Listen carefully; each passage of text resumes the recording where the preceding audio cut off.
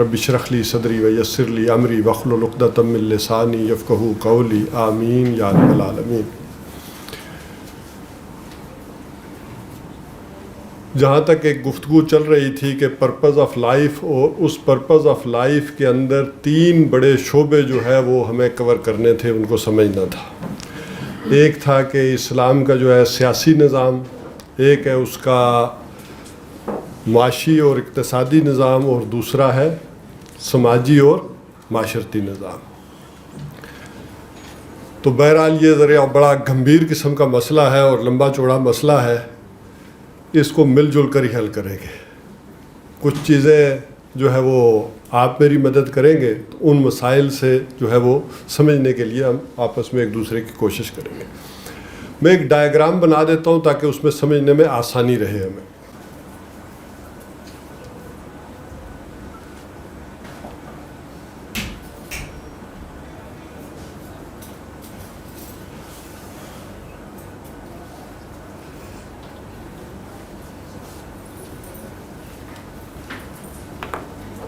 یہ اصل میں اس طرح کی جو ٹرائنگولر شکل ہے، یہ میں نے کیوں بنائی ہے، اس کی وجہ سمجھ لیں کہ قرآن حکیم میں جو اوامر و نواہی آئے ہیں وہ اس ترتیب سے۔ یہاں کوئی شے فرض نہیں اور کوئی شے حرام نہیں، یا آپ کے علم میں کوئی ہے تو اضافہ کر دیں تاکہ ساتھ ساتھ چلتے جائیں۔ نہ کوئی شے واجب ہے اور نہ حرام ہے کہ آپ نے یہ کرنا ہے اور یہ نہیں کرنا۔ اس پر گفتگو تو خالد صاحب نے کر لی ہے۔ اب میرے لیے مشکل یہ ہے کہ نیچے سے شروع کروں یا اسی لنک کو لیتے ہوئے نیچے آ جاؤں۔ جہاں تک معاشی نظام ہے اور اقتصادی نظام ہے، اس میں قرآن حکیم نے کچھ اوامر و نواہی دیے ہیں، باقی اوپر کے متعلق سارے پرنسپلز دیے ہیں، اصول دیے، حرام اور حلال والا معاملہ نہیں کیا۔ اس میں اصولوں کے ساتھ ساتھ کچھ چیزیں حرام قرار دے دی اور کچھ چیزیں فرض قرار دے دی۔ مثلا معاشی نظام میں حرام کون کون سی چیز ہے؟ سود ہے، اور جوا ہے، سٹا ہے، اور کاروبار کی کچھ شکلیں بھی ہیں۔ جی میں نے اسی لیے کہا کاروبار کی کچھ شکلیں بھی ایسی ہیں۔ تو یہ تو شریعت نے حکم دے دیے۔ اور فرض کیا چیز ہے یہاں پر؟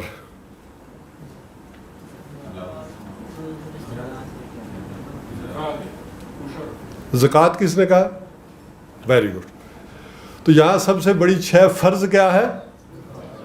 زکوٰۃ ہے، عشر ہے، وہ نظام ہے۔ تو یہاں ساتھ ساتھ اوامر و نواہی بھی آ گئے اور فرائض بھی آ گئے اور پرنسپل بھی آ گئے۔ اچھا، یہاں پر نچلی سطح پر یہ میں نے ذرا بیس اس کی براڈ کیوں کی ہے کہ جتنا قدیم انسان ہے اتنا ہی قدیم مسئلہ یہ بھی ہے، اور اس میں بڑی تفصیل اور بڑی ڈیٹیل آئی ہے۔ سورہ بقرہ ہو، سورہ نساء ہو، سورہ مائدہ ہو، سورہ طلاق ہو، سورہ تحریم ہو، سورہ مجادلہ ہو، سورہ ممتحنہ ہو، تفصیلات بڑی آئی۔ اوامر اور نواہی کی بڑی تفصیلات ہیں، اور یہ سب سے زیادہ پیچیدہ مسئلہ بھی ہے۔ لیکن موجودہ دور میں معاشی اور اقتصادی مسئلہ زیادہ پیچیدہ ہے۔ اس نے نیچے بھی جکڑا ہوا ہے اور اوپر بھی۔ ادھر IMF معاہدہ نہیں کرتی تو سیاسی معاشی نظام اوپر بھی ہلا کر رکھ رہا ہے، اور نیچے معاشرتی نظام کو اور افراد کو بھی اس نے۔ آج کل لوگوں کا بھی سب سے بڑا مسئلہ کیا ہے؟ معاشی اور مہنگائی۔ تو اس نظام نے سب سے زیادہ اثر ڈالا ہوا ہے۔ اب اس میں ذرا پرپز آف لائف کو لے آئیں۔ پرپز آف لائف ایک ہمارے سامنے اللہ کی رضا، آخرت میں کامیابی، ایک آدمی کو اللہ کی رضا حاصل ہو جاتی ہے تو کیا پھر بھی وہ یہ سارے کام کرے؟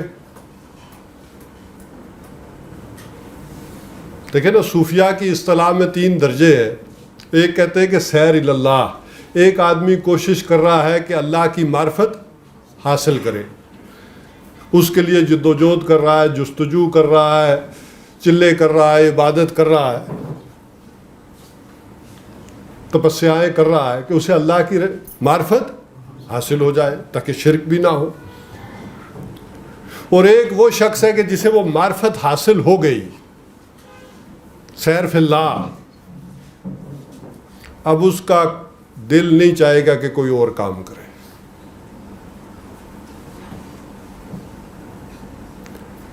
لیکن تیسرا درجہ کیا ہے؟ یہ بھی 3 چیزیں، وہ بھی 3 چیزیں آ گئی. تیسرا درجہ یہ ہے سیر اللہ عن اللہ، کہ نہیں، جاؤ لوگوں کو بھی یہ بات بتاؤ. اذهب الى فرعون انه طغى. ٹھیک ہے، تمہیں معرفت حاصل ہو گئی ہے، تمہیں رضا حاصل ہو رہی ہے، لیکن جاؤ، یہی آزمائش ہے. اچھا، ویسے بڑی دلچسپ بات ہے، جو لوگ شیطان کے ماننے والے ہیں، اس کے پجاری ہیں، اس کے لیے تپسیائیں کر رہے ہیں، چلے پوجا کر رہے ہیں، جو بھی قربانیاں دینی پڑ رہی ہیں وہ دے رہے ہیں، لیکن شیطان انہیں بھی کہ آزماتا اسی طور پر ہے کہ جاؤ ان ساری جگہوں پر میری حکمرانی قائم کرو. شیطان کا بھی ان سے یہی مطالبہ، اور اللہ تعالیٰ کا بھی یہی مطالبہ. اچھا، یہ غلط فہمی جبریل کو بھی ہو گئی تھی. یہ اشکال وارد ہوا جبریل کو، یہ جو بات میں کر رہا ہوں نا، یہ ہمیں ہی نہیں، جبریل کو بھی ہو گیا. جب اللہ تعالیٰ نے جبریل کو کہا کہ جاؤ فلاں فلاں بستی کو الٹ دو، تو جبریل کو ایک اشکال تو وارد ہوا نا کہ اس بستی کو کیوں الٹوں جس میں وہ شخص بھی رہتا ہے جس سے آنکھ جھپکنے تک معصیت سرزد نہیں ہوئی. تو ہو گئی نا بات اس کو بھی. تو اللہ تعالیٰ نے کیا کہا کہ پہلے دے مارو اس کو اور اس پر ساری بستی کو، کیونکہ وہ اپنی سیر فی اللہ میں تو لگا رہا معرفت میں، لیکن اس نے یہ نہیں دیکھا کہ یہ کیا کرنا تھا، اس کا جاب کیا تھا، اس کا دھرم کیا تھا. دھرم تو ویسے وہ آج غلط معنوں میں استعمال ہوتا ہے، لیکن ہندی میں دھرم جو اصلاً ہوتا تھا وہ ہوتا تھا کہ ڈیوٹیز کیا ہے. جب کہا جاتا تھا نا بیوی کا دھرم یہ ہے، شوہر کا یہ ہے، ایک ملازم کا یہ ہے، ایک دوسرے کا یہ ہے، تیسرے کا، تو یہ تھا کہ اس کی جابز کیا ہے، اس کی ڈیوٹی کیا ہے.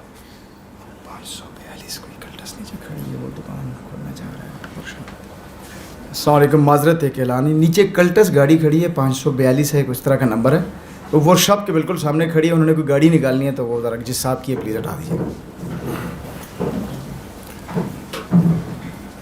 تو بنیادی بات جو یہ تھی کہ وہاں پر پہلے اوپر کی طرف سے ہی چلے نیچے آتے ہیں، مشکل مسئلے کو پہلے دیکھ لیتے ہیں. سیاسی نظام میں پہلے اللہ تعالیٰ اپنا نمائندہ بھیجتے رہے، اپوائنٹڈ، ادھر سے ہوتا رہا.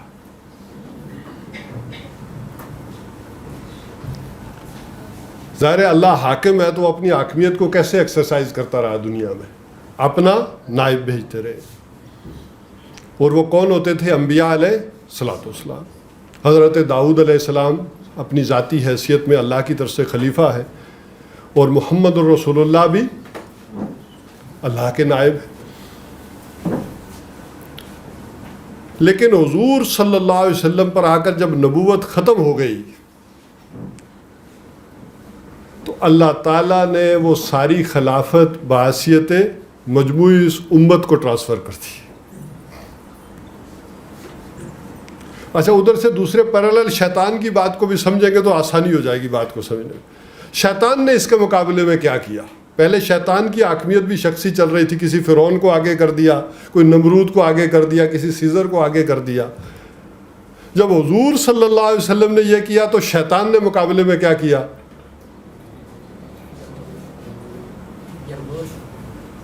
اس نے وہ حاکمیت جو ایک شخص کو حاکم بناتا تھا، حاکمیت کس کو ٹرانسفر کر دی؟ لوگوں کو ٹرانسفر کر دی. محمد الرسول اللہ نے خلافت اس امت کو ٹرانسفر کر دی، اس نے کیا حاکمیت لوگوں کو ٹرانسفر کر دی. یہ فرق پڑا. اور جب حاکمیت لوگوں کو ٹرانسفر کر دی تو اب لوگ اپنے میں سے چن کر ایک حاکم بناتے ہیں، اور مسلمانوں کے لیے تھا کہ وہ اپنے میں سے چن کر کسی کو خلیفہ بنا لیں. یہی وجہ ہے کہ اب جو خلیفہ ہوگا، یہ غلط فہمی ہو جاتی تھی لوگوں کو کہ وہ خلیفۃ اللہ نہیں ہوگا بلکہ خلیفۃ المسلمین ہوگا. حضرت ابوبکر صدیق رضی اللہ تعالیٰ عنہ کیا فرماتے ہیں؟ میں کون ہوں؟ خلیفہ تو رسول اللہ ہے، میں اللہ کے رسول کا خلیفہ. انہوں نے یہ نہیں کہا کہ میں اللہ کا خلیفہ، اللہ کے رسول اپوائنٹ کر کے گئے. اور پھر حضرت عمر رضی اللہ تعالیٰ عنہ کے دور میں کیا ہوا آ کر؟ خلیفۃ المسلمین، یعنی جسے لوگ منتخب نہ کریں وہ خلیفہ حقیقی معنوں میں نہیں ہے.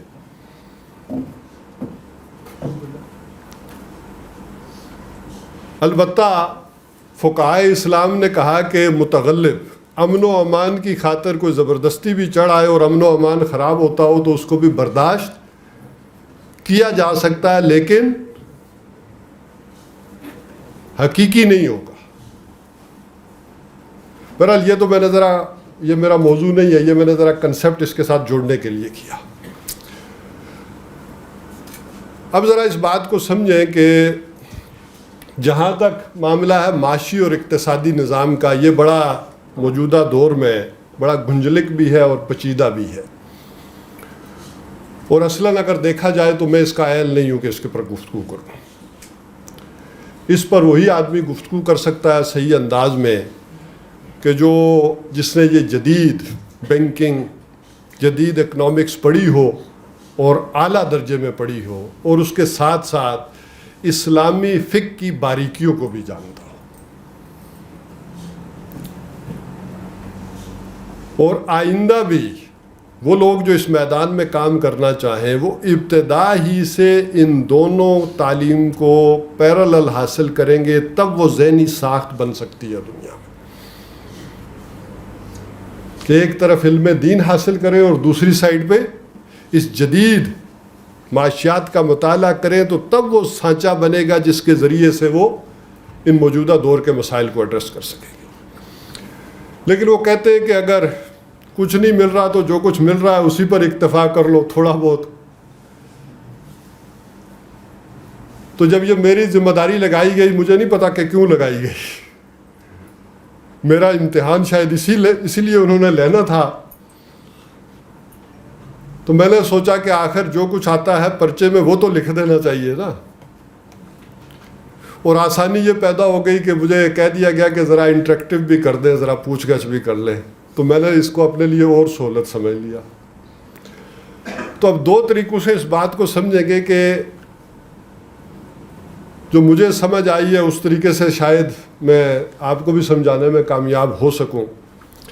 ایک ہے کہ کچھ چیزیں ہم جانتے ہوتے ہیں، موجود ہوتی ہیں. جیسے جمہوریت ہے تو ہم جانتے ہیں جمہوریت کیا ہے، تو اس کی مدد سے بندہ ذرا خلافت کو سمجھ لیتا ہے. تو ایک ہے کہ ہم موجودہ دور میں جو معاشی نظام چل رہے ہیں ان کو سمجھ کر پھر اپنے نظام کو سمجھنے کی کوشش کریں. وہ اپنی جگہ بڑا پیچیدہ مسئلہ ہے، لیکن موٹی موٹی اس کی باتیں سمجھ لیں. دنیا میں دو نظام ہیں. کون کون سے ہیں اس وقت؟ بڑے جو دو بنیادی طور پر نظام چل رہے ہیں.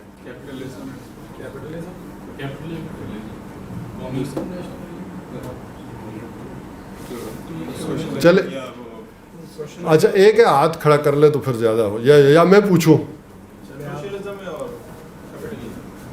کیپٹلزم اور سوشلزم. جی نہیں وہ سیاسی میں نہیں، ہم نچلے کھانے میں آ گئے. معاشی نظام کون کون سے ہیں دو دنیا میں؟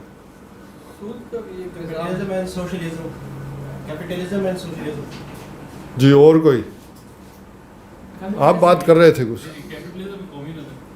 کیپٹلزم اور کمیونزم، ان دونوں کے تھوڑے سے اشتراک سے سوشلزم وجود میں آیا. تو بنیادی طور پر دو ہیں. ایک کیا ہے؟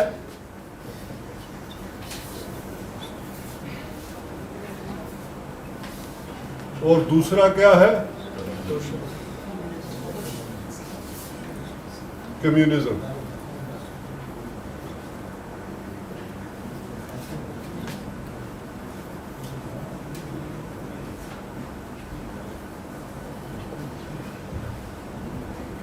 کیپٹلزم اور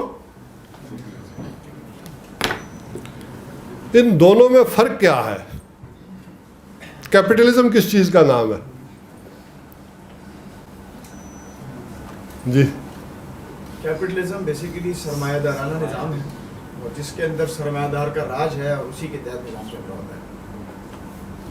کمیونزم میں یہ ہے کہ گورنمنٹ اون کرتی ہے ہر چیز کو اور لوگوں کو ان کی ضرورت کے مطابق دیتی ہے بس جو وہ سیٹل کرتی ہے. کمیونزم میں مارکیٹ کو گورنمنٹ کنٹرول کرتی ہے اور کیپٹلزم میں اوپن مارکیٹ کا ویاپار. کوئی اور؟ کیپٹلزم میں ذاتی پراپرٹی اور یہ سب چیزیں رائلٹی ایک انڈیویجول کے پاس بھی ہو سکتی ہے جبکہ سوشلزم میں اسٹیٹ کے پاس ہوتی ہے. بنیادی طور پر ان دو نظاموں میں فرق یہ ہے کہ ایک جو ہے وہ ایک انڈیویجول کی سپریمیسی کو مانتا ہے اور ایک اسٹیٹ کی سپریمیسی کو مانتا ہے. یعنی اس میں کیپٹلزم میں ذاتی ملکیت اور اس میں ریاست کی ملکیت.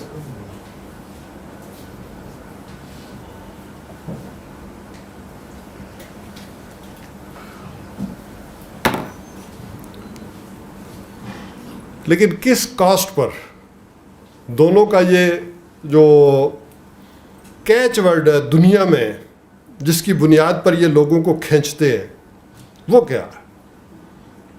یعنی نعرہ ایک لگاتا ہے نا آدمی، جیسے تبدیلی کا نعرہ، تو ایسے یہ دونوں کا نعرہ کیا تھا، کیچ ورڈ کیا تھا؟ رائٹس. وہ کہتے ہیں کہ جی ہم بھی روٹی کپڑا مکان دیتے ہیں، وہ کہتے ہیں ہم بھی انڈیویجول کے ساتھ standard improved living standard welfare of humanity. Welfare of humanity.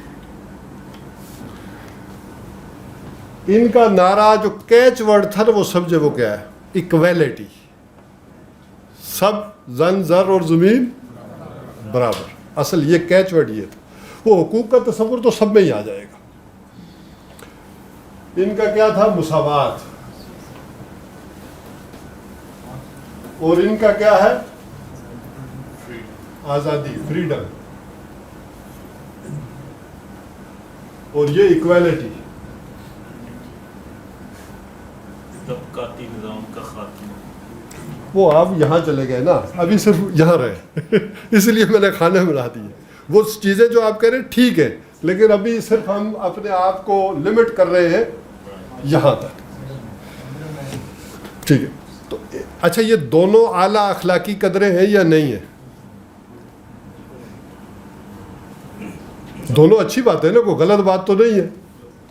آزادی چاہیے، مساوات چاہیے.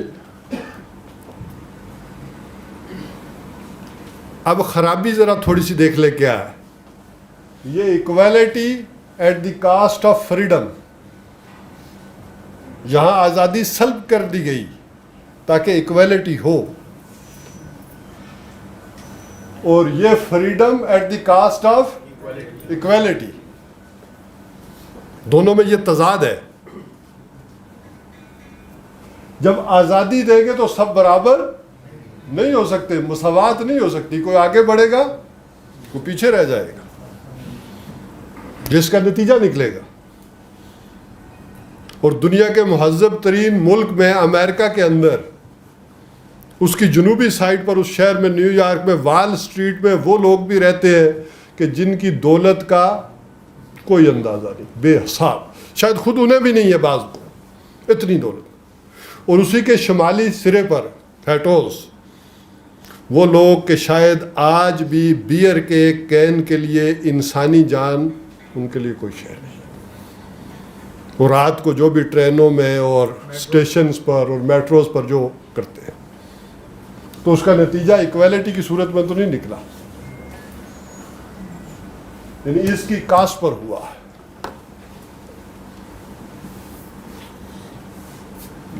اور یہاں آزادی نہیں ہے,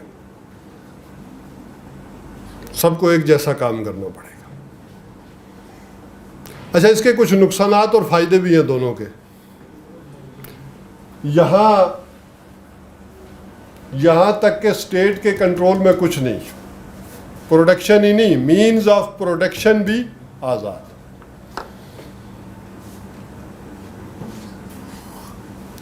یعنی ذرائع پیداوار بھی کنٹرول میں نہیں.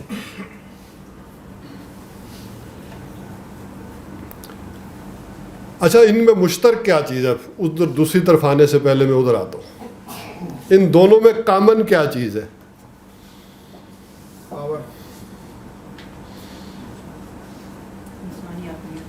تاکہ اس کو سمجھیں گے تو مجھے اسلامی معاشی نظام ذرا اس کے خد و خال سمجھنے میں آسانی. ان دونوں کی کامن پوائنٹ کیا ہے؟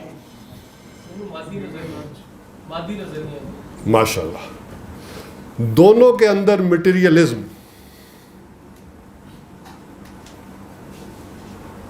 مادہ پرستی, یہ دونوں کے اندر کامن ہو جاتا ہے. اور دوسری کیا ہے؟ جمہوریت کے دونوں قائم ہیں.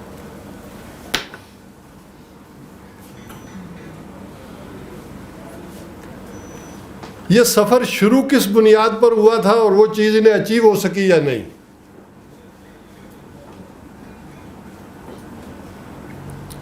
یہ سفر تو اس بنیاد پر شروع ہوا تھا کہ حقوق کا جو تصور انہوں نے کہا کہ وہ آزادی, انسانی حقوق, وہ آزادی حاصل ہو اسے. کیونکہ اس سے پہلے کون سا نظام دنیا میں چل رہا تھا؟ بادشاہ تو اوپر چل رہی تھی, معاشی نظام کون سا چل رہا تھا؟ Feudal system. اب آپ سے میں پوچھوں گا تو بتائیں گے تاکہ باقیوں کو ہوگا آپ کلیئر ہو گئے. فیوڈل سسٹم چل رہا تھا, جاگیرداری نظام چل رہا تھا. جو ہمارے ہاں ذرا 10,000 5,000 منصبدار اور وہاں فیوڈل لارڈز وہاں چل رہے تھے. انہوں نے جدوجہد کر کے اس نظام سے آزادی حاصل کی, اس جاگیردارانہ نظام سے, اس فیوڈل سسٹم سے قربانیاں دے کر آزادی حاصل کی. لیکن انہیں بھی آزادی حاصل نہیں ہوئی, یہ سرمایہ داروں کے چنگل میں پھنس گئے, جاگیرداروں سے نکلے اور پارٹی کے ڈکٹیٹرشپ کے اندر, اس سے باہر کوئی بات نہیں کر سکتا, وہاں پھنس گئے. اب جو میں کہہ رہا تھا کہ کچھ فائدے اور نقصانات ہیں دونوں کے, وہ کیا ہے کہ یہاں آزادی دی ہے تو اس کا نتیجہ یہ نکلا کہ پروڈکشن بڑھے گی, ذاتی انسینٹیو ہوگا, فائدہ ہوگا, تو لوگ دل سے کام کریں گے اور پروڈکشن بڑھتی ہے. جبکہ یہاں جب سب کو ایک جیسا ملنا ہے تو میں کیوں ایکسٹرا محنت کروں؟ آپ کو سزا کر سکتے ہیں کہ اس سے کم کام کیا تو یہ سزا ہوگی زبردستی, لیکن کوئی آدمی دل سے کام نہیں کرے گا. اچھا, جس کا نتیجہ یہ نکلا کہ رقبہ اس کے پاس زیادہ ہے اور اس کے پاس کم ہے, لیکن گندم یہاں زیادہ پروڈیوس ہوتی ہے اور یہ ایکسپورٹ کرتے ہیں اور یہ امپورٹ کرتے ہیں. یہ نقصانات بھی ہوئے.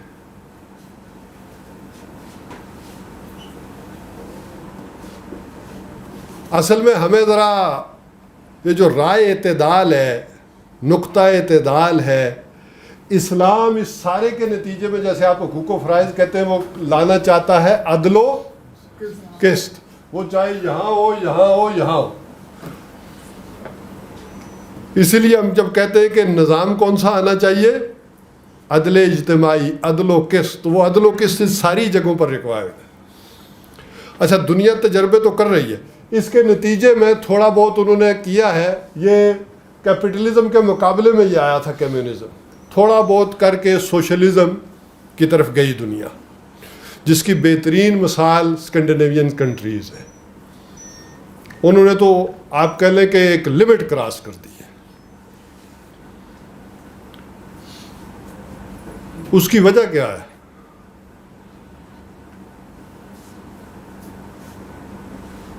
کہ ایک آدمی اگر کوئی کام بھی نہ کرے، دیکھیں کیپٹلزم میں کیا ہے، اگر صحیح کیپٹلزم چلانا ہے تو بیچ کی بات نہیں ہوگی، ہائر اینڈ فائر کا اختیار سرمایہ دار کے پاس ہوگا. بھئی آپ کام کرنا چاہتے ہیں ٹھیک ہے کریں، نہیں کرنا چاہتے نہ کریں، میری مرضی ہے میں کارخانہ چلاؤں یا نہ چلاؤں، اتنے پیسے دوں گا، مرضی ہے کرو، نہیں ہے تو نہ کرو.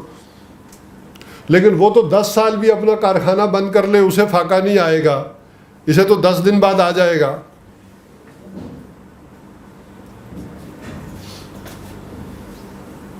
لہذا کیپٹلزم کو انٹرنلی مینج کیا گیا. مینج کیسے کیا گیا؟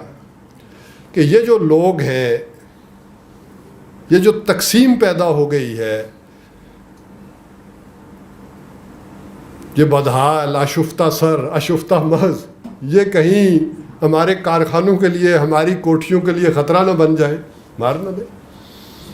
لہذا ان کو بھی کچھ دے. کیپٹلزم میں وہ نظام بنایا گیا، وہ ان امپلائمنٹ الاؤنس، تاکہ کوئی خطرہ نہیں ہے مجھے،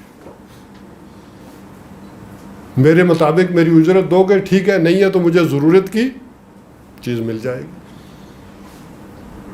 اسی کو میں نے کہا اسکینڈینیوین میں وہ ہائر لیول پر گیا کہ کوئی مسئلہ نہیں، کام کرتے ہو نہ کرو، تمہارے بچے بھی وہیں پڑھیں گے جہاں اس کے پڑھ رہے ہیں، تمہارا علاج بھی وہاں ہوگا. لیکن یہ چل اس لیے گیا کہ وہاں دفعہ پر 1 روپیہ خرچ نہیں ہوتا. تو سارے کا سارا پیسہ کہاں لگاتے ہیں؟ وہاں دفعہ کا فوج ہے ہی نہیں، دفعہ ہے نہیں. یہی وجہ ہے کہ جرمنی آگے آیا تو انہوں نے کہا آئے ویلکم، آپ سنبھال لیں آ کے، ہم نے تو نہیں لڑنا.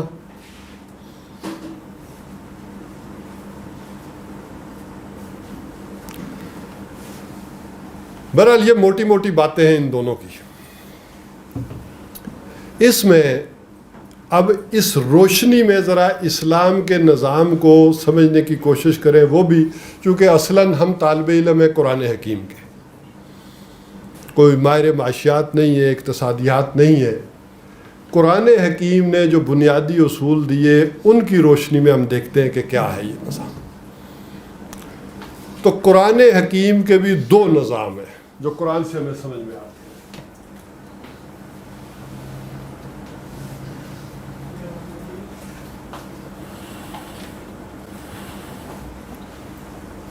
ایک ہے روحانی اور ایک ہے قانونی.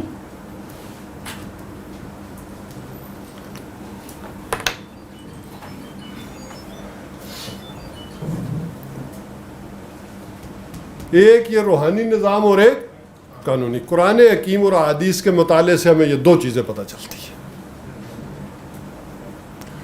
روحانی نظام کے اوپر اگر آپ جائیں گے تو ملکیت کی ٹوٹل نفی،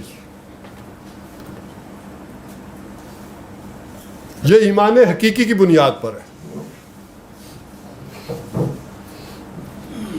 ملکیت کی نفی، یہ تقریباً اس کے ساتھ مل جائے گی بات. ملکیت کی ٹوٹل نفی. لہو ملک السماوات والارض للہ میراث السماوات. اور یہاں تصور دیا گیا امانت کا کہ مالک ہر شے خدا است. ای امانت چند روزہ نزد ماس. شیخ سعدی جیسی شخصیت نے کہا کہ یہ سارا کچھ کیا ہے؟ امانت ہے. تم کسی شے کے مالک نہیں، حقیقت کے اعتبار سے ملکیت نہیں ہے. ایک یہ تصور دیا ہے دین نے، اور اس کو ایمفسائز کیا بار بار قرآن حکیم نے احادیث میں. اور جو کچھ تم دنیا میں محنت کرتے ہو یہ اللہ کا فضل ہے، تمہارا استحقاق نہیں. فضل وہی ہوتا ہے جو بغیر استحقاق کے ملے. اگرچہ تم نے کارخانہ چلایا، تم نے کھدال چلائی، تم نے فصل کاٹی، تم نے بویا، لیکن یہ تمہارا رائٹ نہیں. یہ فضل ہے اس کا.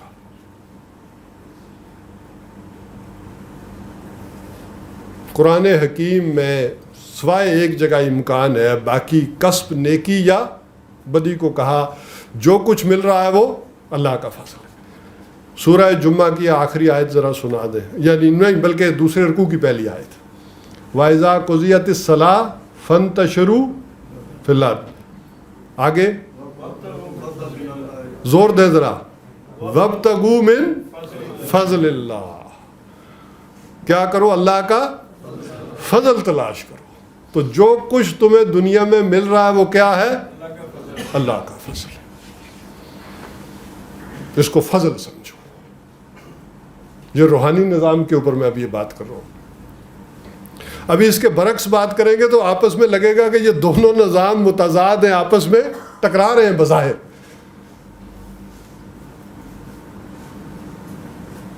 اس میں سے صرف تم اپنی ضرورت کا استعمال کر سکتے ہو. یہ جو کچھ تمہیں مل رہا ہے اللہ کا فضل ہے، چاہے وہ اربوں ہے چاہے کم ہے، اپنی ضرورت کے مطابق استعمال کر سکتے ہو. اور وہ کیا ضرورت کیا ہے؟ 2 وقت کا کھانا، 2 جوڑے کپڑے، 1 چھت، 1 بیوی. وہ جو خالد صاحب نے بات کی تھی میں کہا جوڑ دو. یہ تمہاری ضرورت ہے منیمم. اس کے علاوہ جو ہے وہ کیا کر دو؟ دے دو. یسألونک ماذا ینفقون قل العفو. یہ دوسروں کا حق ہے جو تمہارے پاس آ گیا آزمائش کے لیے. دیتے ہو یا نہیں؟ دے دو. کہا یہ گندگی ہے، میل ہے، دے دو.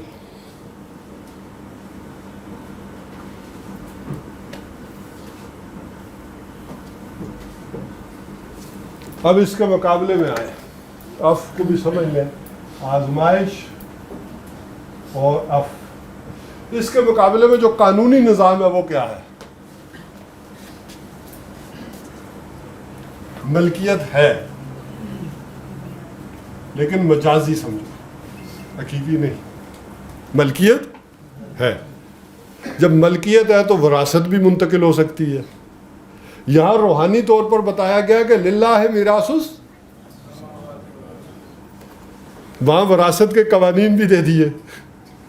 دیکھیں ادھر دین نے سمجھایا کہ وراثت اس کی ہے، کسی کی وراثت نہیں ہے، اور ادھر وراثت کے قوانین پورے دے دیے. اچھا شاید یہ بات سمجھانے سے پہلے میں ایک نقطہ سمجھا دیتا ہوں، پھر آسانی ہوگی ورنہ الجھن پیدا ہو جائے گی. دیکھیے اسلام میں معاف کرنا بھی ہے اور بدلہ لینا بھی ہے. اگر تمہارے ساتھ کوئی زیادتی کرتا ہے تو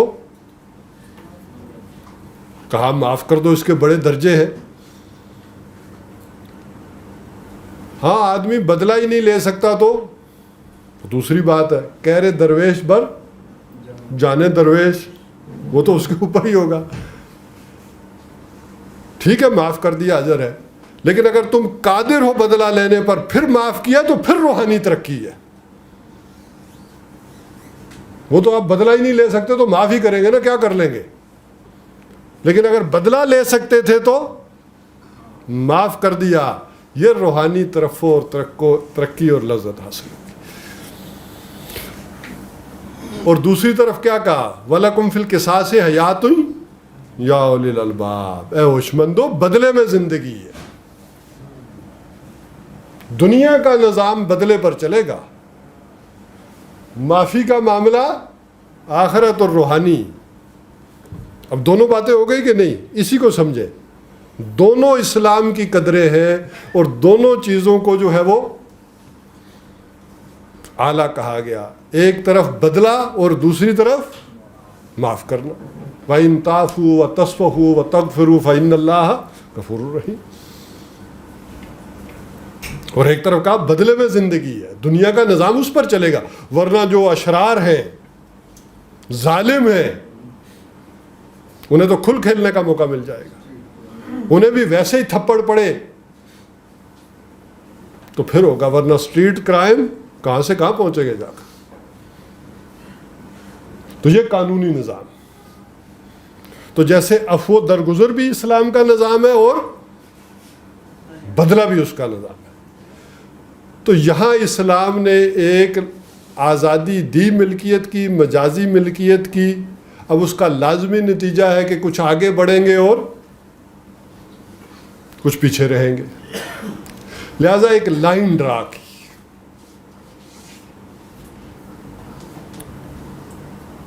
ایک لائن کیا ڈرا کی کہ جس اس سے کم ہے وہ فقراء شمار ہوں گے. ہم تو فقیر اسی کو سمجھتے ہیں نا جو مانگتا ہے یا جو بحال ہے کھانے پینے والے. اس لائن سے نیچے کہ اگر کسی کے پاس 6 تولے سونا بھی ہے تو وہ نچلی لائن میں ہے. یہ ایک لائن کھینچ دی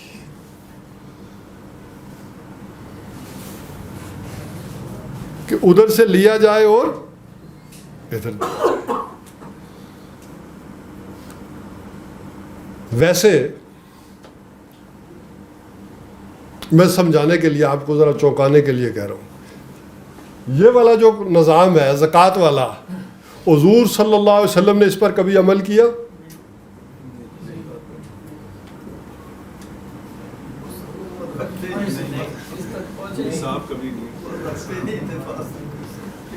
حضور صلی اللہ علیہ وسلم نے تو اس نظام پر کہا. سیرت کی سنت کی ہم بات کریں, ٹھیک ہے, قانونی نظام دنیا کا ہوا, حضور نے ذاتی طور پر کس پر کام کیا؟ یہاں تک کہ ایک دن فجر میں آپ صلی اللہ علیہ وسلم نے نماز پڑھائی, سلام پھیرا اور صفوں کو پھلانگتے ہوئے اپنے حجرے کی طرف چلے گئے. لوگ پریشان ہوئے کہ کیا کوئی احتیاج لائق ہے, کوئی تکلیف ہے, ہوا کیا ہے؟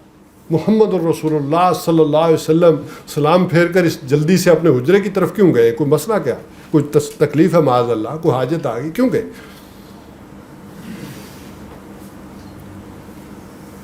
تو پوچھا گیا تو حضور صلی اللہ علیہ وسلم نے فرمایا کہ رات کو میرے پاس ایک سونے کا ٹکڑا آیا تھا,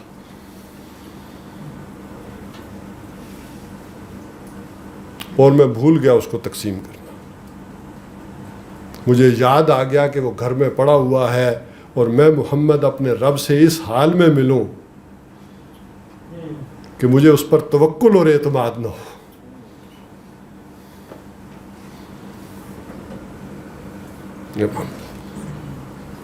بہرحال یہ قانونی نظام موجود بھی ہو, یہ قائم اور دائم بھی ہو جائے, تو جب تک کچھ شخصیات اس پر عمل پیرا نہیں ہوں گی اس کے فوائد اور برکات نہیں نکلیں گے. کچھ ایگزامپلس, کچھ قدریں وہ لوگ سیٹ کریں گے, اس کے اوپر جو ہے وہ معاملہ سامنے آئے گا کہ یہ ہمارے سامنے اقدار ہیں جو رہنی چاہیے. آج جیسے کہ ہمارے سامنے قدر کیا ہے؟ دولت. وہ ویلیو ہے اخلاقی اقدار کے طور پر کہ جس کے پاس دولت زیادہ ہے وہ. اب اس میں حلال حرام کی بھی کوئی تمیز نہیں رہی. دولت کی قدر تھی ایک زمانے میں, لیکن ٹھیک ہے جس کے پاس حلال ذرائع سے. اور یہ ماضی قریب تک یہ معاملہ چلتا رہا ہے کہ ایسے ایسے اشخاص تھے دنیا میں. تو قوالی میں آپ نے نام سنا ہوگا نا, ابو علی شاہ قلندر, یہ پانی پت کے تحریک شہیدین. سید احمد شہید نے ابتدا میں جو امیر علی خان کی ملازمت اختیار کی اور انگریزوں کے ساتھ جہاد شروع کیا, تو بالآخر امیر علی بھی تنگ آ گئے اور انہیں انگریزوں سے صلح کر لی. اور انہیں ٹانگ کی ریاست جو ہے انگریزوں نے دے دی کہ آپ اپنا نظام چلائیں, یہاں رہیں, صلح ہو گئی ہے. تو سید احمد چھوڑ کر آ گئے کہ بھائی اب ان کے ساتھ رہنے کا کوئی مقصد نہیں نا, انہوں نے تو انگریز سے صلح کر لیا. اور پھر آ کر انہوں نے وہ تحریک اپنی پوری چلائی ہے. تو جب وہ پوری ریاست ملی ہے انہیں امیر علی کو, تو انہوں نے ابو علی شاہ کو کچھ گاؤں دیے کہ وسیقہ وہ جو لکھ کر بھیجا کہ میں آپ کو چند گاؤں دے رہا ہوں تاکہ آپ کی خانگاہ کا نظام اچھے انداز میں چلے اور آمدنی ہو. تو انہوں نے اسی وسیقے کے پیچھے لکھا, کیا اب امیر علی ہماری کفالت کرے گا؟ ہمارا کفیل تو, اور میں اپنی قناعت اور فقر کا سودا نہیں کرنا چاہتا. کوئی نہ کوئی اشخاص تو رہنے چاہیے معاشرے میں جنہیں ایگزامپل کے طور پر سامنے پیش کیا جا سکے. اس نظام کے طور پر.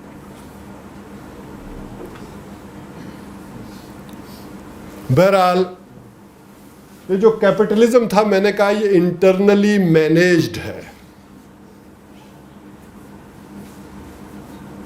تاکہ وہ پرابلم نہ پیدا ہو کہ خطرات آ جائیں. اس کو مینیج کیا اسلام نے زکوٰۃ اور زکوٰۃ صدقات عشر ان سے اس کو مینیج کیا. لیکن وہاں وہ دائیا مرتا ہے. وہاں کیا ہے کہ اب جب سب کچھ مل رہا ہو, وہ جیسے میں نے کہا اسکینڈینیوین کنٹریز میں انتہا ہو گئی ہے, تو آدمی کام کیوں کرے؟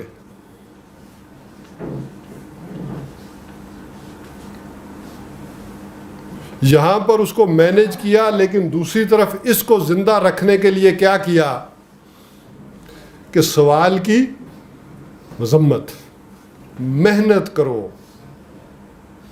مشقت کرو, سوال دراز نہ کرو.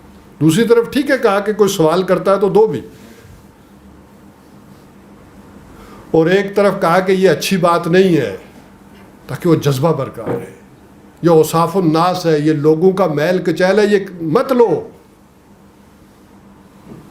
فاقہ کر لو لیکن مت لو.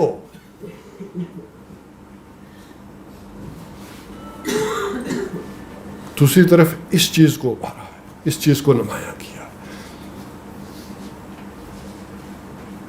تو یہ دونوں چیزوں کو پیرالل سمجھیں, تب نہیں تو یہاں کنفیوژن شیطان پیدا کر کے رزلٹ کچھ اور نکالتا ہے.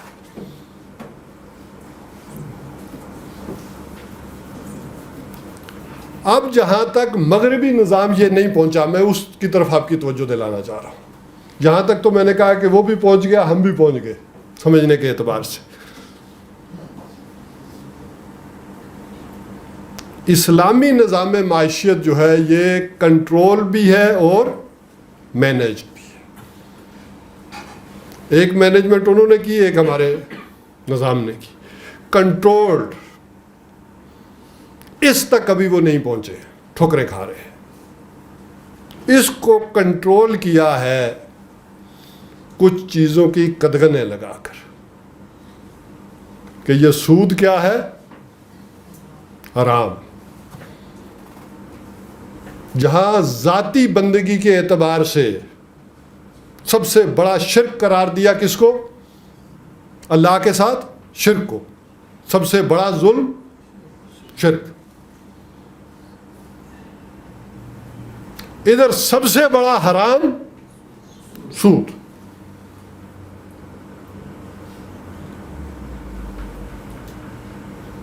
اس کو اس طریقے سے کنٹرول کیا. اور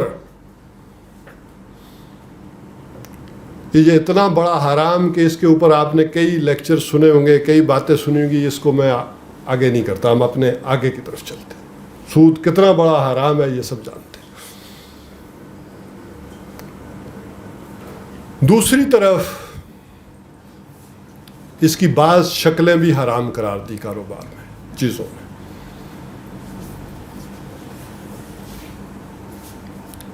عام طور پر آج کل دنیا میں ہے نا کہ سرپلس ویلیو, سرپلس بچت بینکوں میں جمع کرو. اس کے مقابلے میں ہمارے دین نے کہا کہ جو سرپلس ہے کیا کرو, دو لوگوں کو. اچھا دل نہیں مانتا تو چلو قرض دے دو, قرضے حسنہ دے دو. جو سرپلس ہے وہ قرض. اچھا اس پر بھی دل کوئی اطمینان نہیں پکڑتا, کھٹکھٹا لگا رہتا ہے, پیسے ہیں. تو اس کی نچلی شکل کیا کر دی, مداربہ.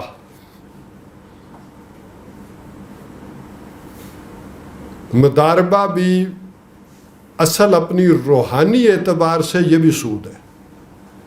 میں قانون کی بات نہیں کر رہا. اگر حقیقی ایمان کی بات کریں گے تو, لیکن وہاں تحفظ دیا محنت کو کہ اگر آپ کا سرمایہ سارا ڈوب رہا ہے تو اس کی محنت ڈوب رہی ہے.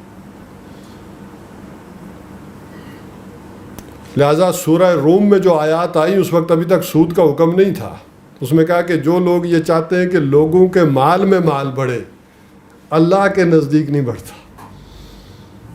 اپنی روح کے اعتبار سے اس کو سمجھے کہ دو خرچ کرو.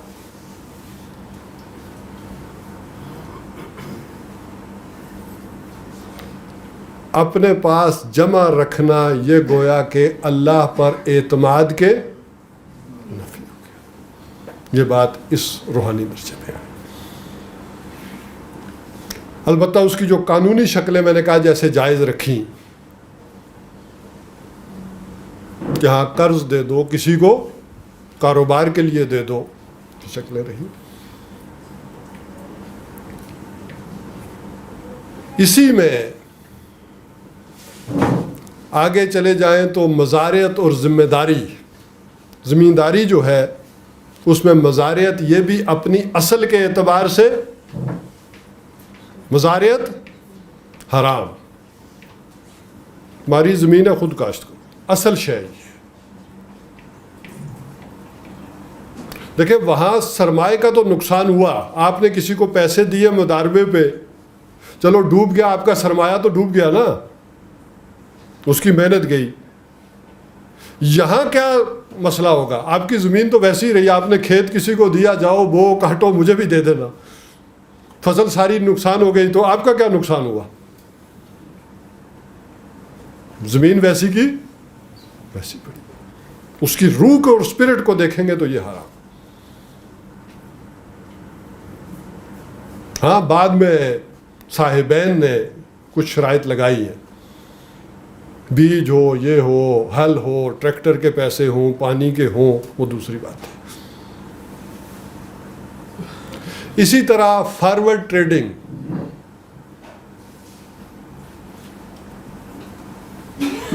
یہ بھی جائز نہیں. اس کے مقابلے میں وہ فارکس کا بزنس ہو تو بڑھتا چلا جا رہا ہے وہی اکاؤنٹ کے اندر. یہی وجہ ہے کہ ایچ جی ویلز نے جو ہسٹری لکھی ہے، یہ چونکہ کرنسی آئی تھی رومن امپائرز کے دور میں، تو اس نے کہا کہ انسان نے جب کرنسی ایجاد کی تو اسے نہیں پتا تھا کہ کتنی بڑی مصیبت کو اس نے دعوت دے دی، کن مسائل کو اس نے جنم دے دیا آغاز میں کرنسی کی ایجاد میں. اس سے پہلے کیا تھا؟ Barter system. آپ کوئی کپڑا بن رہے ہیں، میں گندم اگا رہا ہوں، 2 بوریاں گندم لے لو، مجھے 2 جوڑے کپڑے دے دو. اچھا اس میں ایک آدمی کتنی کوئی گندم سٹاک کر سکتا تھا یا کتنا کوئی کپڑا سٹاک کر سکتا تھا؟ بنیادی بات کی طرف جائیں تو جب یہ طے ہو گیا کہ 2 تولے سونے کی اتنی گندم ہے اور اتنا کپڑا ہے، یہ گویا مسائل کو جنم دے دیا انسان نے. جب ایک حد سے زیادہ آپ سٹاک ہی نہیں کر سکتے، اب اس کی شکل کیا آئی؟ یہ جو میں نے کہا فارورڈ ٹریڈنگ. اور اس کو مزید سپورٹ بینکنگ کے سسٹم سے حاصل ہو گئی کہ اگر 10 آدمی وہی گندم خرید سکتے تھے، اب بینک کے سرمایہ کی اور سود کی وجہ سے وہ ایک آدمی 1000 آدمیوں کا بزنس خرید سکتا، جو 1000 آدمیوں نے کرنا تھا. اس کے نقصانات کی طرف ابھی وہ نگاہ نہیں گئی. کچھ نہ کچھ ہے لوگوں کی، کوئی نہ کوئی ورکنگ ہو بھی رہی ہے، لیکن اگر پوری طرح وہی نظام جکڑا ہوا دنیا میں. اس کے لیے بیع سلم جو ہمارے دین نے سمجھایا کہ نہیں پوری اماؤنٹ دو اگر دینی ہے تو ابھی فصل اگی نہیں، آئی نہیں اور 10 جگہ بک بھی گئی.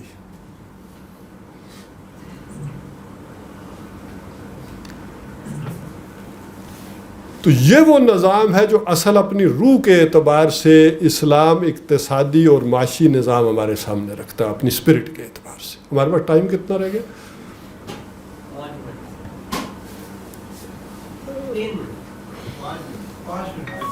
ابھی ٹوٹل تو پھر ہمیں جلدی سے نچلی کی طرف بھی شفٹ ہو جانا چاہیے. ابھی یہ پورشن رہ گیا.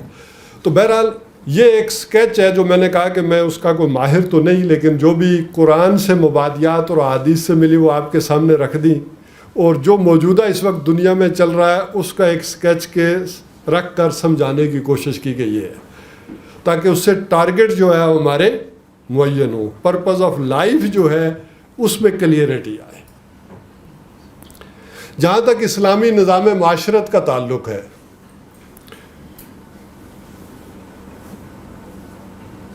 توحید تو سب کے اوپر ہے ہی ہے. اس میں پہلا مسئلہ ہے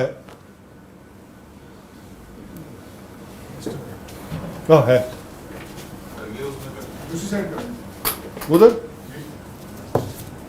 مجھے بڑا دور جانا پڑے گا. بہرحال اس کو میں کور کرتا ہوں. پہلا مسئلہ ہے مساوات کا. جو میں نے آیت پڑھی تھی پہلی سورہ حجرات کی, کیا تھی؟ یا ایھا الناس انا خلقناکم من ذکر و انثی وجعلنا شعوبا وقبائل لتعارفوا ان اکرمکم عند اللہ اتقاکم. کہ پیدائشی طور پر کوئی اونچا نہیں کوئی نیچا نہیں, شرف انسانیت میں سب انسان برابر. یہ پیدائشی طور پر کون اونچا نیچا کرتا ہے دنیا میں؟ نہیں, اس وقت دنیا میں پریکٹیکل شیپ کیا ہے؟ ذرا ملک کی باؤنڈری سے باہر نکل کے تھوڑا سا دیکھیں. نہیں یہاں آ جائے, پیسے شیسے کو بھول جائیں, اب معاشرتی نظام میں آ گئے. یار ہندوؤں کی طرف جاؤ نا. ہاں ذات. ہندوؤں کا کیا خیال ہے کہ کچھ لوگ جو ہے بھگوان کے سر سے اور کچھ پاؤں سے, لہذا وہ پیدائشی طور پر کچھ نیچے ہیں کچھ اونچے ہیں. ٹھیک ہے. اور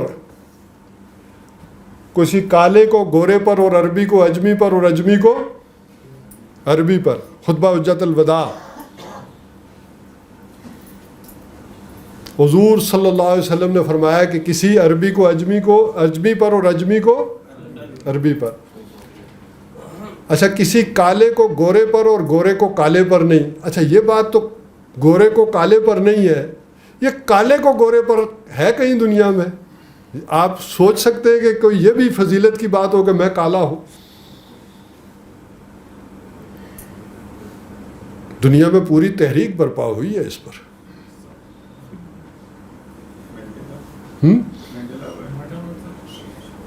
یہ امریکہ میں عالیجہ محمد نے جو تحریک برپا کی تھی,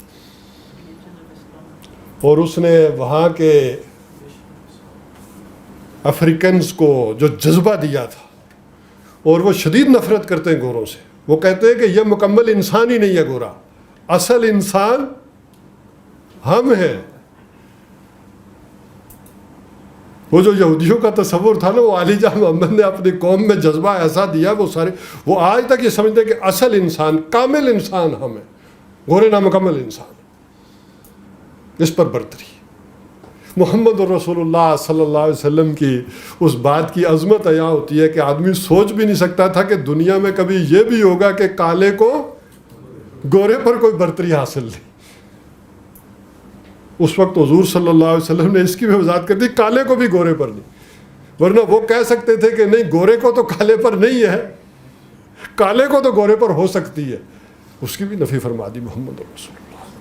تو ایسا ہے دنیا میں, ایسے ہی نہیں قومیں زندہ ہوتی. تو پیدائشی طور پر کوئی اونچا نہیں کوئی نیچا نہیں. اور نمبر 2, پیشے کے اعتبار سے بھی کوئی اونچا نہیں کوئی نیچا نہیں. یہ ایکسپلائٹیشن ہے کہ جو شروع سے لے کر آج تک جاری ہے, رنگ و نسل کی بنیاد پر بھی اور پیشے کے اعتبار سے.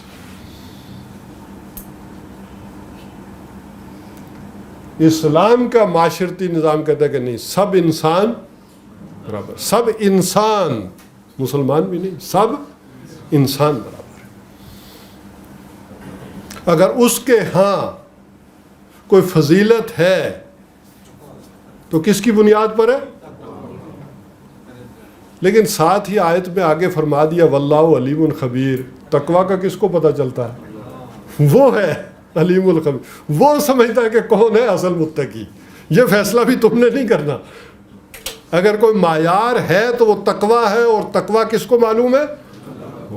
یہی وجہ ہے کہ حضور صلی اللہ علیہ وسلم نے فرمایا تم کیا سمجھتے ہو ابو بکر کی فضیلت اس کے نمازوں, روزوں اور حج کی وجہ سے ہے. حضور نے فرمایا ابو بکر کی فضیلت اس وجہ سے ہے جو اس کے یہاں ہے, جو اس کے دل میں ہے.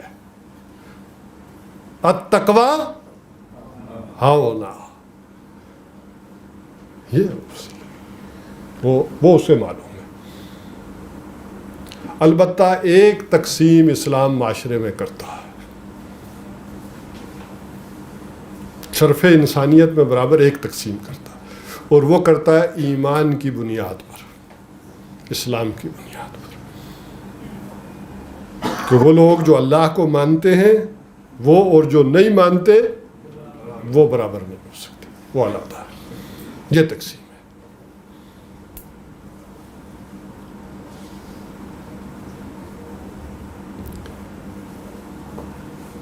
آگے چلیں تو اسلامی معاشرتی نظام میں دوسرا بڑا مسئلہ آ جاتا ہے رشتہ ازدواج کا. میاں بیوی کے درمیان مساوات, یہ دنیا کا کیچ ورڈ ہے, نعرہ ہے.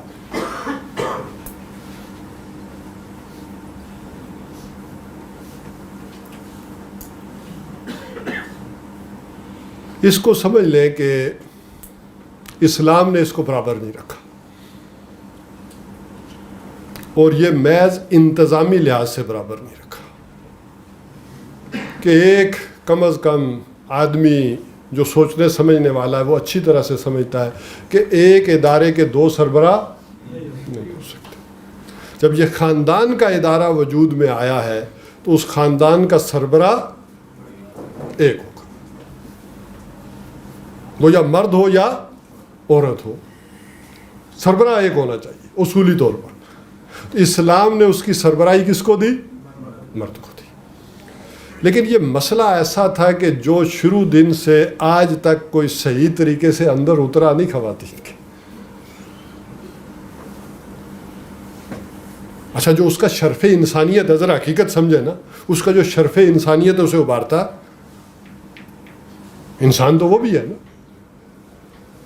میں کیوں اس کے تابع رہوں, میں بھی تو انسان ہوں.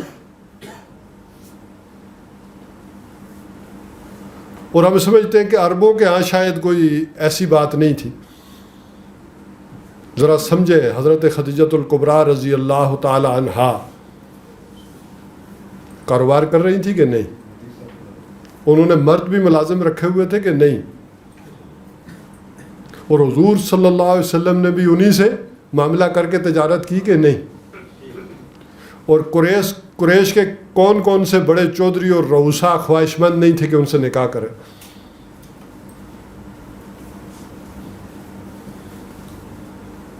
تو ایسا نہیں تھا. بلکہ آپ کو کئی واقعات سناؤں تو پھر ٹائم نہیں ہے. وہ ہندا نے جو فتح مکہ کے موقع پر شور مچا دیا تھا, جب ابو سفیان نے کہا نہیں آنے دو حضور کے لشکر کو, ہمارا گھر بھی اس نے کہا اچھا لگتا ہے تم معاہدہ کر آئے ہو, رات غائب تھے. اس نے باہر نکل کے شور مچا دیا, لوگوں ادھر آؤ, اس پتلی ٹانگوں والے میرے شور کو مارو, یہ سودا کر آیا ہے. ابو سفیان کو جان کے لالے پڑ گئے.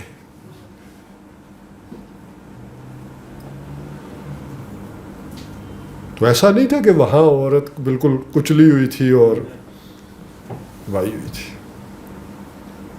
ابو سفیان جیسے کہ بیوی بھی سخت انداز میں پیش آئی ہے. بہرحال البتہ اللہ تعالیٰ نے انتظامی لحاظ سے اس کو کیا, اور یہ معاملہ بڑی تدریجاً جو ہے وہ اس کو قابل قبول کروایا ہے. جیسے شراب کے حکم کو تدریجاً لایا ہے نا. پہلے کہا کہ کیا ہے اسم و ما اکبر من نفع ما, پھر کیا کہا جو لوگ نماز کی اہمیت کو جان گئے وہ سمجھ لیں کہ اب اس کے قریب نہ جائیں. وَلَا تَقْرَبُوا الصَّلَاةَ وَأَنْتُمْ سُكَارَىٰ, پھر جا کر کہیں حکم دیا. تو یہاں بھی تدریجاً عورتوں کے لیے بھی حصہ ہے, مرد کے لیے بھی حصہ ہے. ساتھ ہی کہا کہ جو تم میں سے کسی کو اللہ فضیلت دے تو اس کی تمنا نہ کیا کرو. بعض کو بعض پر جو اللہ نے فضیلت دی اس کی وہ بے شمار اس کے آپ کہہ لیں مفہوم اور تشریح فضیلت کے اعتبار سے ہو سکتی ہے.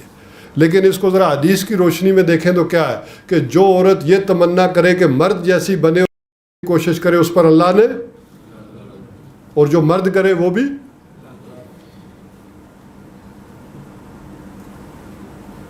اللہ کا حکم ہے. پھر کہیں جا کر سمجھایا کہ مرد حاکم ہیں لیکن اخلاقی طور پر پھر بھی ان کی برتری رکھی. ماں کا 3 درجے حق زیادہ رکھا. اچھا, وراثت میں بیٹی کو آدھا دیا, بیٹے کو پورا دیا, کیوں؟ اب ذرا آپ بتائیں. کمائی اور لڑکے پہ کام تو وہ دوسرے سے مل جاتا ہے, باپ سے مل جاتا ہے کیونکہ قوام بنایا ہوا ہے تو اس پہ ذمہ دار ہے, معاشی طور پہ بھی ڈالی ہوئی اولاد کے ذریعے اس کو. اور کوئی دیکھیں, مرد کے اوپر کفالت کی ذمہ داری ہے, عورت کے اوپر نہیں ہے. عورت کو اللہ تعالیٰ نے کفالت کی ذمہ داری نہیں دی. اسی طرح اس کی جسمانی ساخت اور نفسانی جو ہے نفسیاتی ساخت میں بھی فرق کیا. جسمانی ساخت میں تو ہے ہی, آپ سمجھتے ہیں. نفسیاتی ساخت میں بھی فرق ہے کہ عورت کے اندر وہ پیچھے ہٹنا ہے, مرد کے اندر اقدام ہے. باقی چیزیں بھی ہیں, وہ اس سے انہی چیزوں کو سپورٹ کریں گی. اور ساخت میں یہ بھی رکھا کہ اس کے اوپر محنت و مشقت کی اتنی ذمہ داری نہیں ڈالی.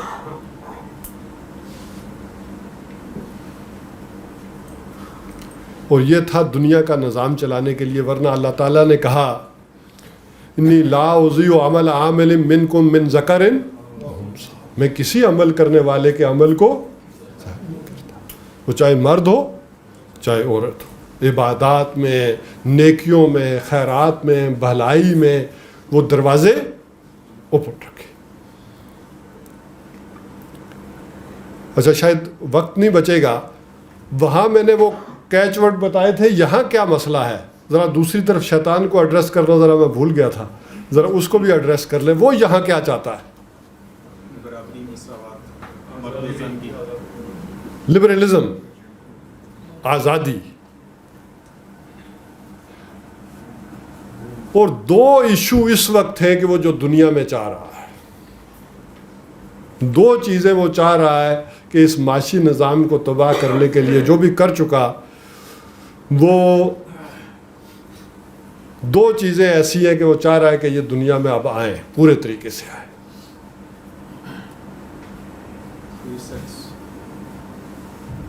بولے ہیں ٹھیک ہے.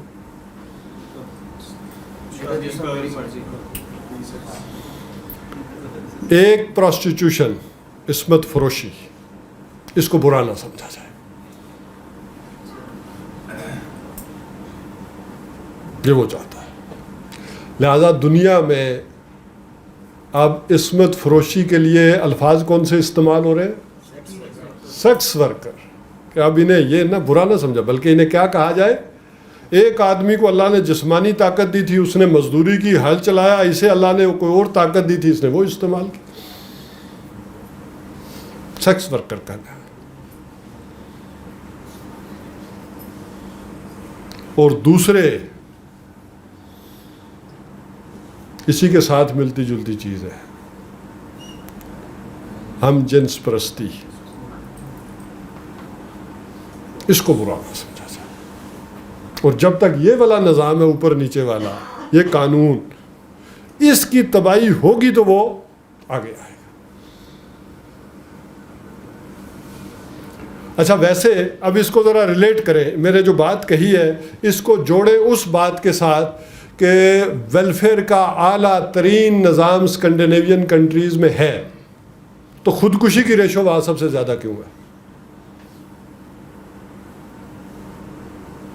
سب سے زیادہ خودکشی نمبر 1 سویڈن میں ہے, پھر جاپان میں ہے.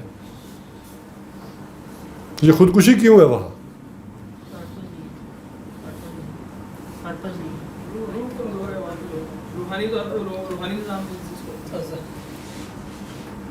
ہر لذت کی انتہا بیزاری ہے, بس وہ بیزار ہو چکے ہیں.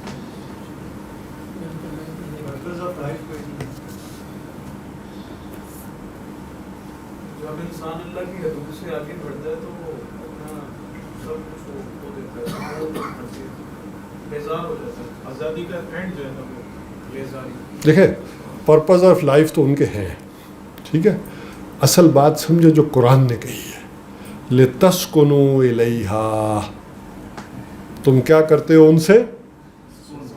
سکون حاصل کرتے ہو.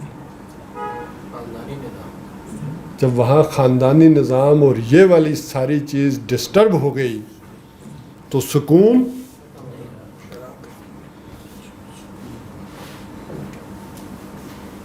انسان سکون نہیں پکڑ پاتا. سکون انسان کو گھر کی فضا میں ہی حاصل ہوتا ہے. جب وہ سکون نہیں پاتا تو پھر اس کا اینڈ کیا ہے؟ ورنہ ہر زندگی کی سہولت تو وہاں ہے, کوئی غم اور فکر نہیں ہے, لیکن سکون نہیں ہے. میں بھی ہیومنزم کی طور پر بات کر رہا ہوں. وہ ہمارے یہاں سکون کی کوئی اور شکلیں بھی دی اللہ نے.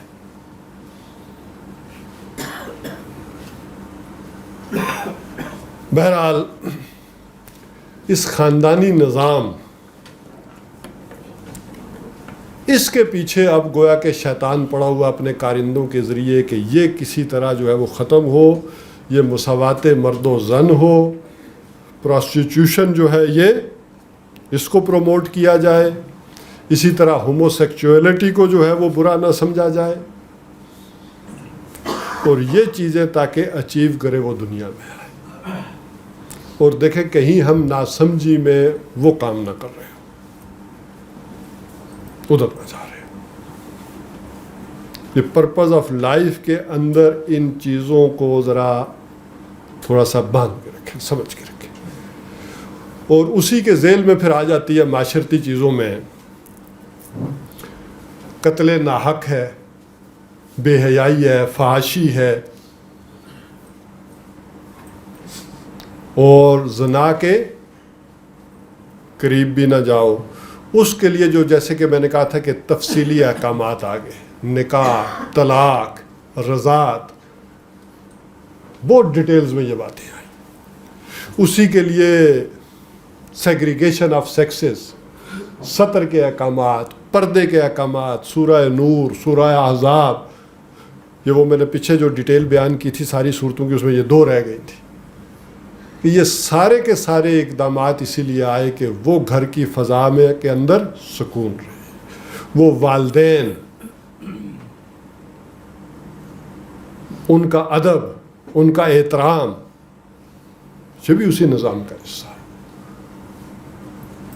والدین کے حقوق, اولاد کا سب سے بڑا حق کیا ہے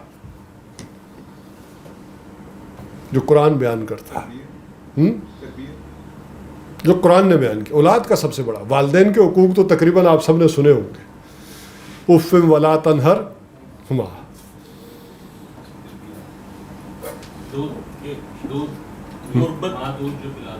غربت کے خوف سے اس کو اولاد کو قتل نہ کرے. اچھا نام رکھا جائے اور تربیت کے حوالے سے. ادھر کچھ نوجوان کہہ رہے ہیں شادی بھی ہوئی ہے. دیکھیں وہ ہم ذرا سکپ کر کے ادھر بھی آ جاتے ہیں. دیکھیے اسی میں لے آتا ہوں میں, چلیں دونوں چیزوں کو لے آتا ہوں.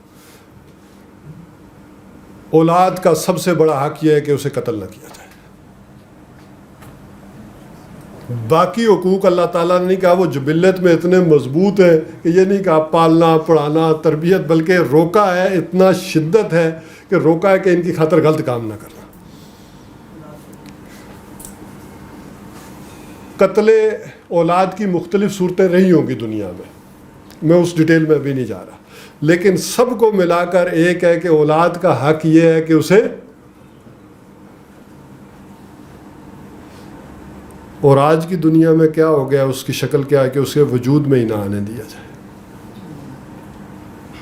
ایسے انٹراسیپٹیو میتھڈز اور چیزیں اختیار کر لی جائیں کہ اولاد.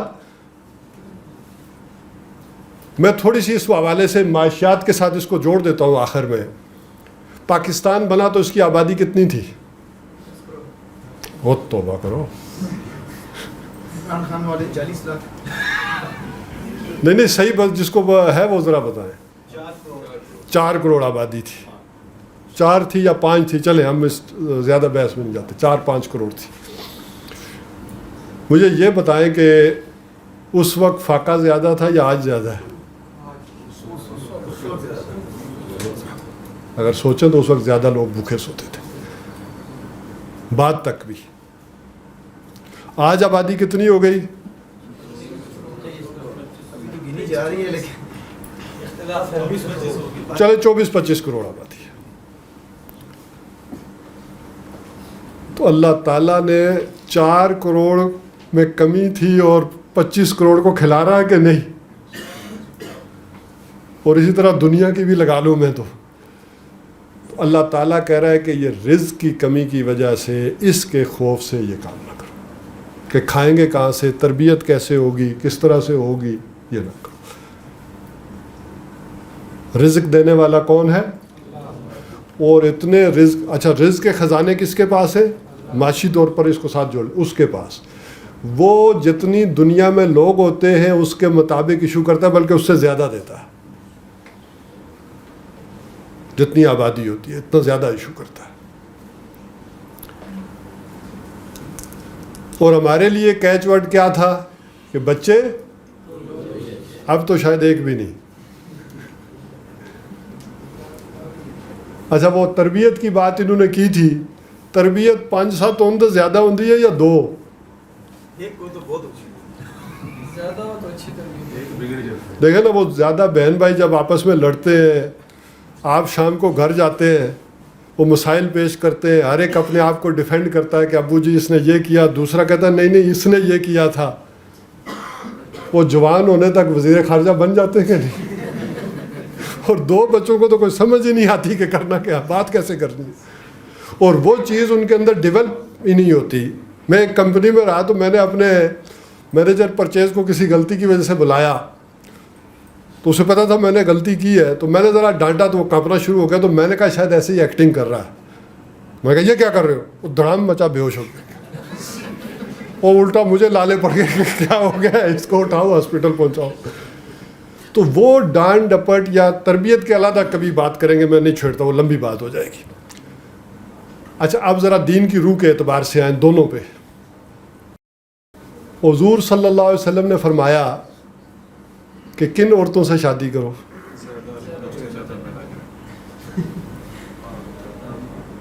جن کے اولاد زیادہ ہوتی ہو. اور میں آخرت میں کیا کروں گا؟ تمہاری کثرت پر. تو ہم حضور صلی اللہ علیہ وسلم کی بات پر پھر کتنا عمل پیرا ہے، یہ ذرا اندر سے سوچنا ہوگا نا، ایمان کے تقاضے کیا ہے.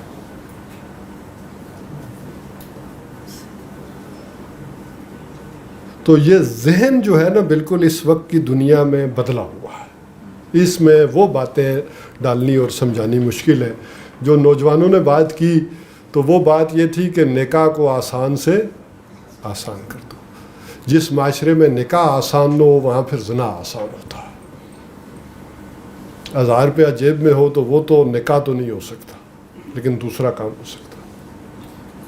تو معاشرے کی جو سمت ہے، جو چیزیں ہیں اسلامی معاشرت کی، اس کو درست کرنا ہوگا. اور اس کے لیے جن لوگوں کو سمجھ آ جائے، اپنے پرپز آف لائف میں وہ طے کر لیں، وہ تہیہ کر لیں کہ انہوں نے اس کو اس انداز میں لے کر چلنا ہے جو اسلام کی اسپرٹ اور حقیقی ایمان کے تقاضے ہیں.